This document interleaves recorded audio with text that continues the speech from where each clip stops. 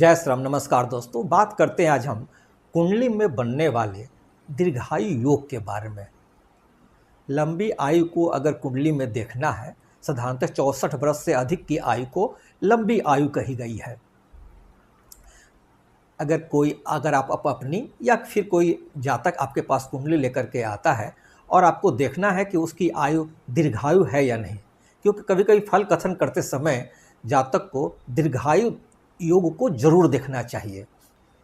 अगर वह अल्पायु हुआ और आपने ऐसा कुछ फल कथन किया हुआ है अलग दशा के बारे में, अलग स्थिति के बारे में, तो फिर आपकी फल कथन गलत हो जाएगी, है ना। इसीलिए जातक की कुंडली देखते समय आपको दीर्घायु योग के बारे में जरूर देखना चाहिए।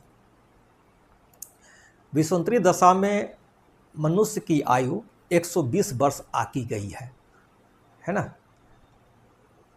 चुनाव आयोग के आंकड़ों के अनुसार अपने भारतवर्ष में 80 वर्ष से अधिक लोगों की संख्या जो है वो 1,83,53,347 है। और बात करें अगर हम शतायु योग के यानी 100+ लोगों की संख्या, तो वो 2,55,598 है। ये मैं भारतवर्ष की बता रहा हूँ, है ना। अब हम बात करते हैं कि कुंडली में यह योग बनता कैसे है ना। कौन कौन ग्रह इसके कारक हैं, कौन कौन भाव इसके कारक हैं, क्या क्या देखा जाता है। ये आपका लग्न हुआ, ठीक है। लग्न यानी आप हुए। ये होता है अष्टम भाव।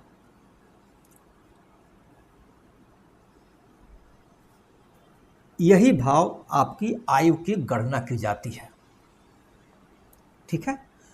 अष्टम से अष्टम होता है ये आपका तृतीय भाव, है ना। भाव सिस्टम के हिसाब से यह भाव भी जो है आयु की गणना में काम आती है। और बात करें तो शनि महाराज होते हैं। ये 30 वर्ष में एक भाव से दूसरे भाव में जाते हैं। स्लो प्लैनेट हैं, गुरु हैं,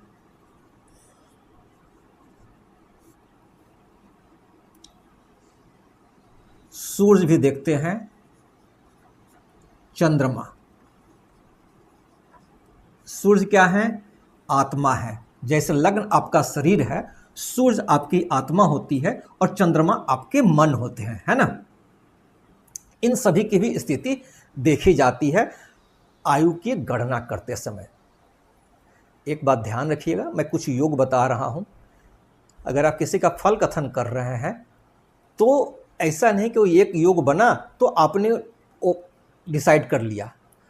हो सकता है कोई योग को दूसरा योग काट रहा हो। जब भी इसकी गणना करें, जब भी उसकी दीर्घायु योग का आकलन करें, तो और भी योगों को देखते हुए आप आकलन करें, अच्छा रहेगा, आपके रिजल्ट्स बेटर होंगे। यदि किसी जातक की कुंडली में लग्न भाव में 1 नंबर, 4 नंबर, 7 नंबर और 10 नंबर लग्न की अगर कुंडली है, यानी मेष लग्न, कर्क लग्न, तुला लग्न और मकर लग्न की कुंडली है, ये राशियां चर राशियां कही जाती हैं। राशियां 3 तरह की होती हैं, चर, स्थिर, दो स्वभाव। यदि किसी जातक की कुंडली में लग्न में चर राशियां हो और उसके स्वामी जो हैं वो भी चर भाव में ही बैठे हों,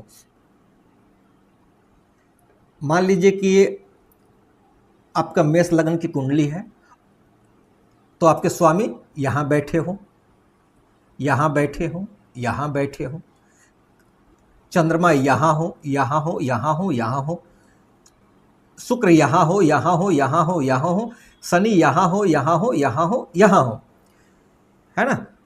तो ऐसी व्यक्ति की आयु दीर्घायु कही गई है ना। आपके ये चारों जो स्थान हैं, प्रथम, चतुर्थ, सप्तम, दशम, इनको विष्णु स्थान कहा गया है। केंद्र स्थान है, विष्णु स्थान है। अगर इन भावों में शुभ ग्रह बैठे हो, शुभ ग्रह कौन कौन से होते हैं? बुध, शुक्र, गुरु और चंद्रमा, इनको शुभ ग्रह कहा गया है। अगर इन चारों भावों में ये ग्रह बैठे हो बहुत ही अच्छा रहेगा, है ना। लग्नेश हो और शुभ ग्रह इन चारों भावों में बैठे होंगे अगर, तो आप दीर्घायु कहे जा सकते हैं। अगर पाप ग्रह हो गए तो फिर थोड़ा सा समस्याएं आएंगी, है ना, थोड़ा कम हो जाएगा एज। दूसरी स्थिति को देखता हूं, यदि किसी जातक की कुंडली में तीसरे भाव, छठे भाव, 10वें भाव और 11वें भाव, इसको हम लोग उपचय भाव बोलते हैं, है ना। यदि किसी जातक के उपचय भाव में क्रूर ग्रह हो तो वैसे जातक की आयु अधिक कही गई है, दीर्घायु होते हैं ऐसे लोग। क्रूर ग्रह कौन कौन है? सूर्य है, मंगल है, शनि है, राहु है अगर, तो फिर ऐसे जातक का आयु अधिक होगा तृतीय, षष्टम, दशम और एकादश में। एक बात मैं बोलूँगा, आपको इस बात को ध्यान रखना है, कोई ग्रह कब मजबूत होता है? जब वह स्वराशि का हो, उच्च का हो, शुभ ग्रहों की दृष्टि हो, डिग्री वाइज काफ़ी मजबूत हो, पाप कर्तरी में नहीं हो, तो वैसा ग्रह बली होता है, अच्छी स्थिति में होता है। और कोई ग्रह अच्छा रिजल्ट्स कब देगा? जब वो अच्छी स्थिति में हो। मान लीजिए कि शनि महाराज हो यहाँ पे, तो शनि किन किन भाव में? 7 नंबर, 10 नंबर और 11 नंबर में हो, तो फिर क्या करेंगे? अच्छा रिजल्ट्स देंगे। मंगल मान लीजिए यहाँ पे होंगे तो 1 नंबर में हो, 8 नंबर में हो, 10 नंबर में हो, अच्छा रिजल्ट्स देंगे। सूर्य 5 नंबर की राशि में अच्छा, सूर्य मान लीजिए यहाँ पे है तो 1 नंबर में उच्च के होते हैं, 5 नंबर में स्व राशि के होते हैं, अच्छा रिजल्ट्स देंगे। अब मान लीजिए कि चंद्रमा से भी मैंने बताया, चंद्रमा अगर यहाँ पे हैं 4 नंबर की राशि कर्क राशि हुई, कर्क राशि के स्वामी चंद्रमा होते हैं ना। मान लीजिए आपके कर्क लग्न की कुंडली है और उस पर गुरु यहाँ विराजमान हो, यहाँ हो, यहाँ हो, या साथ में ही क्यों ना हो, तो वैसे जातक की भी आयु दीर्घायु कही गई है।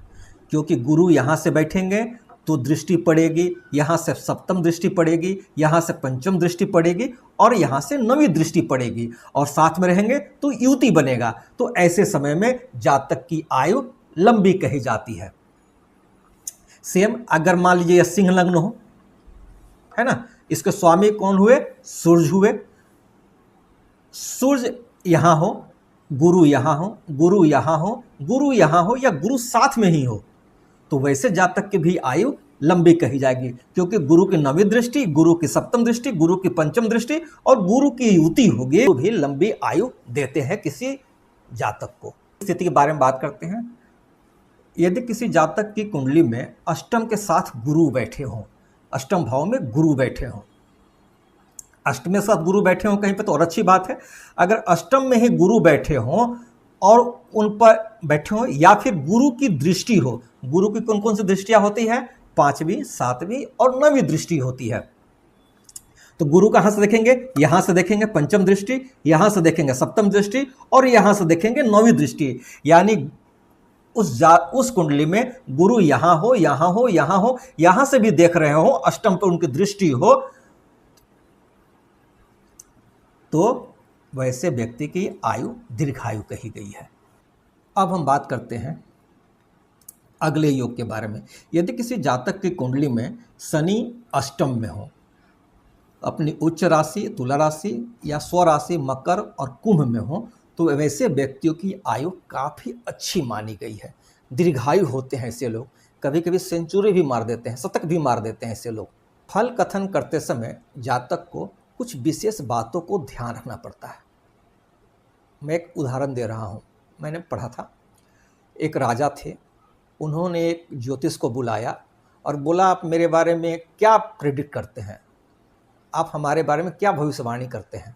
तो ज्योतिष ने कहा, महाराज, आप अपने आँखों के सामने अपने बेटे को मरते हुए देखेंगे, अपने पोतों पोतियों को मरते हुए देखेंगे, पत्नी को मरते हुए देखेंगे। राजा ने क्रोधित होकर के वैसे ज्योतिष जी को जेल में डाल दिया। वहीं एक दूसरे ज्योतिष को बुलाया गया, उनसे बोला गया आप भविष्यवाणी करें। तो उसने कहा महाराज आप अपने पुत्र के खुशहाली देखेंगे, अपने पोतों पोतियों की खुशहाली देखेंगे, उनके साथ आपका समय व्यतीत होगा, आप अपनी पत्नी के साथ समय व्यतीत करेंगे, आप अपने पोतों के पुत्र को भी देखेंगे। राजा ने खुश होकर के उनको मोती की माला दी। कहने का तात्पर्य क्या है, कहा तो दोनों ने सेम ही बात, फल कथन करने का भाव अलग था। अतः आपको जब भी भाव का फल कथन करना हो, थोड़ा खासकर मृत्यु के समय, मृत्यु को लेकर के, दीर्घायु को लेकर के, तो थोड़ा सचेत रह करके फल कथन करें, अच्छा रहेगा, है ना। किसी जातक की कुंडली में अष्टमेश जो है शनि के साथ युति बनाए, यानी अष्टमेश जो है यहाँ पे हो और शनि के साथ युति बनाए। तो शनि के साथ या तो साथ में ही बैठे हो, अष्टमेश हो और शनि हो, या फिर शनि की दृष्टि हो। तो शनि की दृष्टि कहाँ कहाँ से होगी, यहाँ से तीसरी दृष्टि, यहाँ से सप्तम दृष्टि और यहाँ से दसम दृष्टि होगी। तो वैसे जातक की भी आयु काफी अच्छी कही गई है। यदि किसी जातक की कुंडली में शनि यहाँ हो, शनि यहाँ हो, शनि यहाँ हो या फिर शनि यहाँ हो, अष्टम में हो, द्वादश में हो, तृतीय में हो और षष्ठ में हो, तो भी ऐसे जातक की आयु काफ़ी अच्छी होगी, है ना। शनि, वही बात है, शनि शुभ हो, शनि स्वराशि को हो, उच्च के हो, ये भाव आयु का भाव है। यहाँ से अष्टम ये भाव हुआ, है ना, यहाँ पे शनि महाराज हैं, ये जो भाव है वो अष्टम का एकादश भाव है, यानी लाभ का भाव है। और तो ऐसे में भी जातक की आयु में वृद्धि देखने को मिलेगी। एक और योग देखिए, ये अष्टम होता है, अष्टम का ये अष्टम हुआ, है ना। भावतम के हिसाब से यदि किसी जातक की कुंडली में तृतीय भाव में, ये तृतीय भाव हुआ, इसमें कोई ग्रह मजबूत स्थिति में हो, यानी स्वराशि हो, उच्च का हो, मान लीजिए मंगल हो, 1 लिखा हुआ हो, 8 लिखा हुआ हो या 10 लिखा हुआ हो, है ना, तो फिर तृतीय भाव में मंगल की स्थिति काफ़ी अच्छी है। वैसे जातक भी आयु काफ़ी अच्छी कही जाएगी, है ना। और तृतीय भाव का अष्टम कौन सा हुआ, ये यदि किसी जातक की कुंडली में तृतीय भाव के स्वामी दसम भाव यानी अपने से अष्टम इस भाव में भी बैठे हों, मान लीजिए कि मंगल यहाँ पे हो, यहाँ 1 लिखा हो और उसके स्वामी होते हैं मंगल, यहाँ बैठे हुए हों, अच्छी स्थिति में हो, मान लीजिए 10 नंबर में यहाँ पे हो, है ना, तो वैसे जातक की भी आयु काफ़ी अच्छी होगी, यानी तृतीय से अष्टम, है ना, भाव के हिसाब से, ठीक है ना। अगली स्थिति, यदि किसी जातक की कुंडली में पहला भाव, दूसरे भाव, तीसरे भाव और चौथे भाव में 4 या 4 से अधिक ग्रह बैठे हों, तो वैसे जातक की भी आयु दीर्घायु कही गई है ना। मान लीजिए 1-2 ग्रह इसमें बैठे हो, 1-2 ग्रह इसमें बैठे हो, 1 ग्रह इसमें बैठे हो या 2-3 ग्रह इसमें बैठे हो, या सब मिला के 4 ग्रह 5 ग्रह इसी भाव में बैठे हो, 1 2 3 4 भाव में बैठे हो, तो फिर वैसे जातक की आयु अच्छी आयु कही गई है। अगले योग के बारे में बात करते हैं। यदि किसी जातक की कुंडली में लग्नेश जो है, लग्नेश कौन हुए, ये लग्न के स्वामी को लग्नेश कहते हैं, अष्टम के स्वामी को अष्टमेश कहेंगे। यदि किसी जातक की कुंडली में लग्नेश जो है अष्टमेश से मजबूत हो, तो वैसे जातक की भी आयु दीर्घायु होगी। कैसे, आइए बात करते हैं। इसके राशि स्वामी कौन हुए, गुरु। और गुरु मान लीजिए यदि किसी जातक की कुंडली में गुरु यहाँ बैठे हों, बृहस्पति यहाँ विराजमान हो, ठीक है, और इस भाव के स्वामी कौन हुए, शुक्र। शुक्र कहाँ विराजमान हो, यहाँ विराजमान हो। यदि किसी जातक की कुंडली में, मैं फिर से समझा रहा हूं, यदि किसी जातक की कुंडली में लग्नेश जो है अष्टमेश से बली हो तो वैसे जातक की भी आयु दीर्घायु कही गई है। आपके राशि के स्वामी बृहस्पति उच्च के होकर बैठे हुए हैं और आपके राशि के स्वामी नीच के होकर के बैठे हुए हैं, तो ऐसे व्यक्ति की भी आयु दीर्घायु कही गई है। के बारे में बात करते हैं। यदि किसी जातक की कुंडली में लग्नेश अष्टम में हो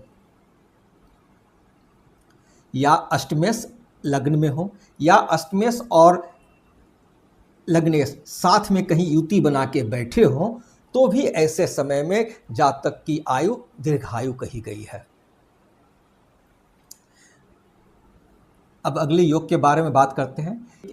किसी जातक की कुंडली में कर्क लग्न की कुंडली हो, 4 नंबर लिखा हो, उसके स्वामी होते हैं चंद्रमा, यहाँ बैठे हुए हो और वो अस्त नहीं हो। चंद्रमा अस्त कब नहीं होंगे? जब वो सूर्य से दूरी होंगे। मान लीजिए सूर्य यहाँ हो, है ना, तो सूर्य यहाँ होंगे तो क्या होगा? पूर्ण चंद्रमा होंगे, पूर्णमासी होगी, यानी चंद्रमा मजबूत हो, उन पर पाप ग्रह की दृष्टि नहीं होनी चाहिए, कोई भी पाप ग्रह उनको देख नहीं रहा हो। शुभ ग्रह देख रहे हो, अच्छी बात है। चंद्रमा जो है छठे भाव, अष्टम भाव और द्वादश भाव में नहीं हो। मैं इसको फिर से समराइज कर रहा हूं।